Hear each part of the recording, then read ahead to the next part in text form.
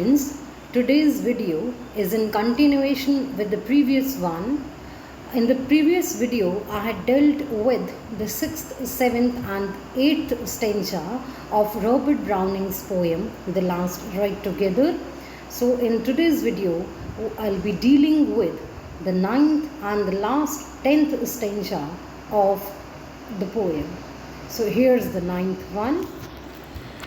If we look at this stanza, we can very well see that this stanza also continues the philosophical undertone which the previous stanza had, as well as it implies a kind of metaphysical reasoning.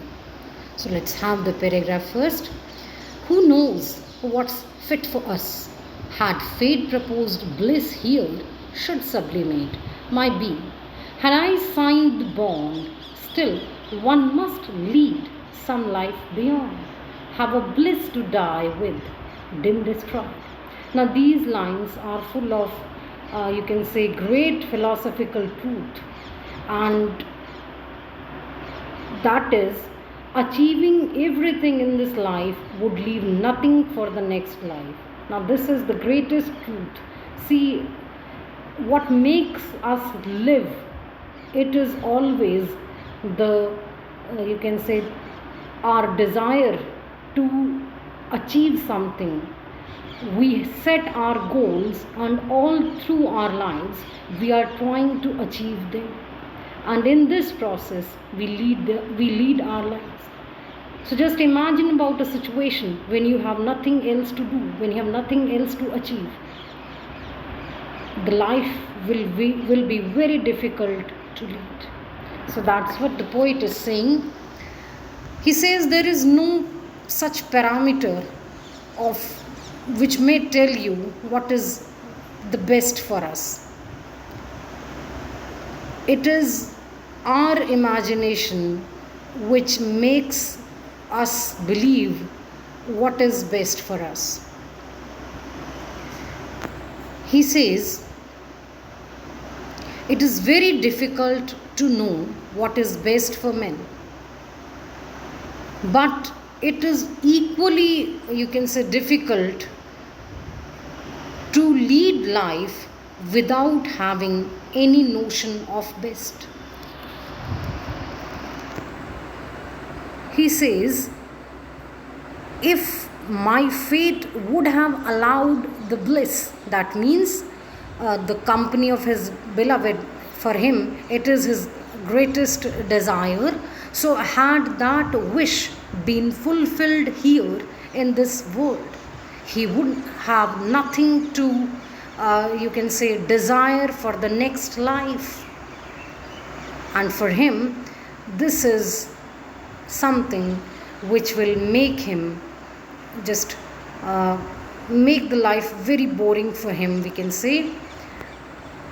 My being, had I signed the bond, still one must lead some life beyond. He says we all have to keep something which may just help us to have that inner urge to go on leading not only this life but also to have the desire to be reborn.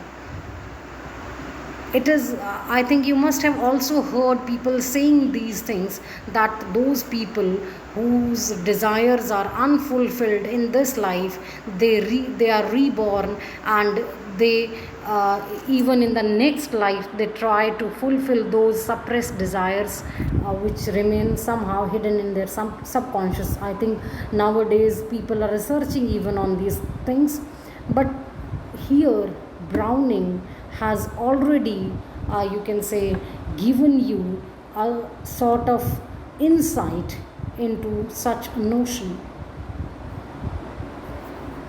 Have a bliss to die with dim descried. He says it is blissful to die when you have a very unclear vision of what is going to happen to you next. See, you have so many desires which are not fulfilled in this world, in this life. These are the desires, these are the things that may propel you onwards to have rebirth.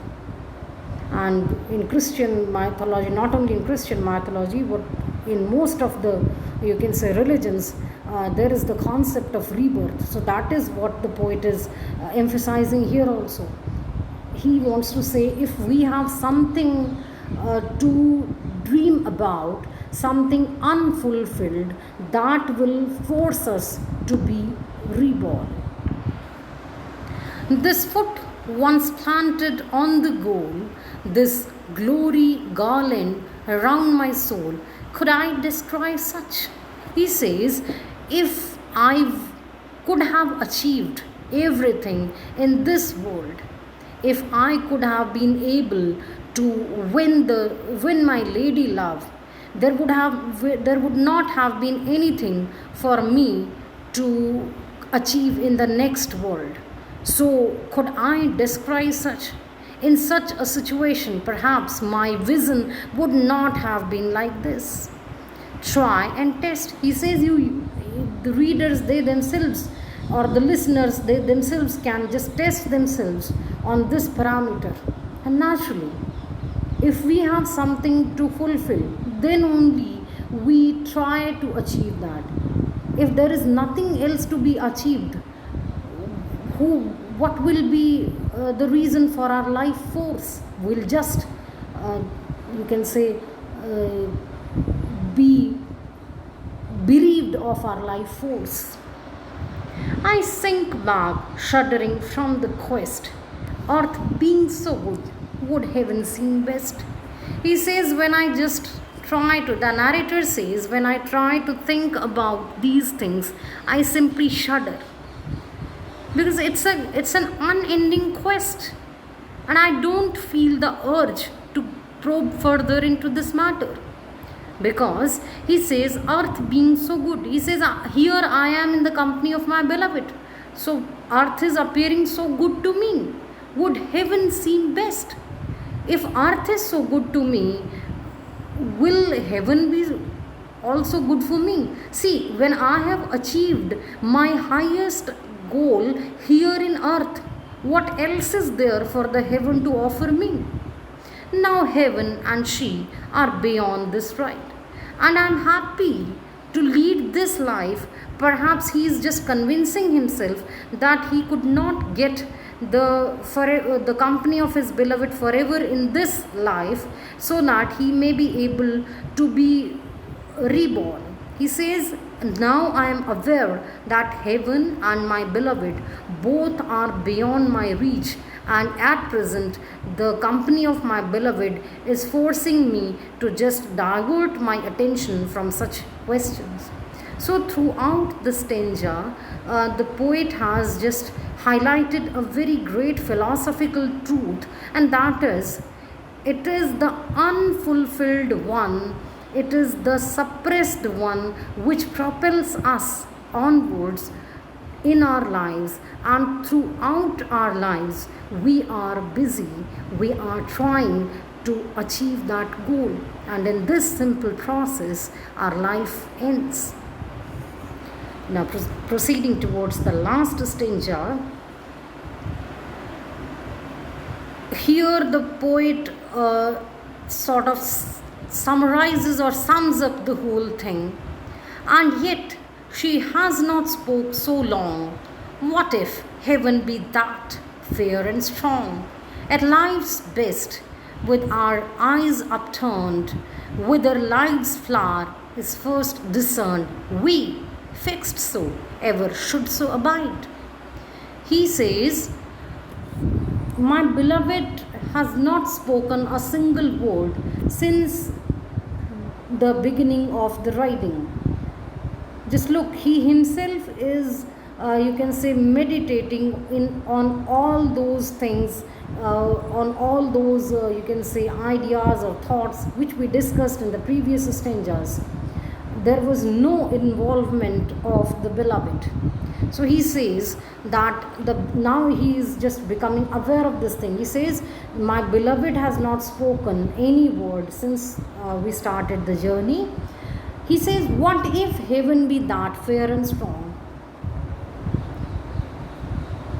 He says, for me, the company of my beloved is heavenly. It is just like heavenly bliss for me. She is with me, fair and strong. This alone is for me, is the heaven. And what we humans do, we all have an idea of heaven. And the moment one says the word heaven, we upturn our eyes because we have an idea that heaven is upwards. It is the place where life first bloomed. He says we all have this idea fixed in our minds. But is it necessary that we all should abide by it? We all should follow this concept? The answer is quite obvious. It's not. It depends from person to person what their concept is about heaven. So he suddenly becomes, you can say, observant of his mistress. Up till now he was busy in his own ruminations, and suddenly he becomes aware of this thing, that his beloved is not participating in his, there is no exchange of views from her side. But even then he is happy. He is happy because he feels that it is the heavenly bliss to be in her company. Whether she is participating in your thought process or not is not that important. The thing that is important is at least he is there in the company of his beloved. What if we still ride on, we too, with life forever old yet new? He says, what will happen if we just go on riding? If some miracle happens and we go on riding, we both, though the life has become old, but till she is with me, it is new to me, changed not in kind but in degree. The instant made eternity. See the height of his passion, of his devotion towards his beloved. He says his life has not changed in its kind. It's quite obvious the life will remain as such. They are leading their lives, they are leading their own lives. But if the present moment when he is in the company of his beloved, if this moment somehow gets eternized, he will always have her company. And this instant will be the instant of pure bliss for him. And what is heaven?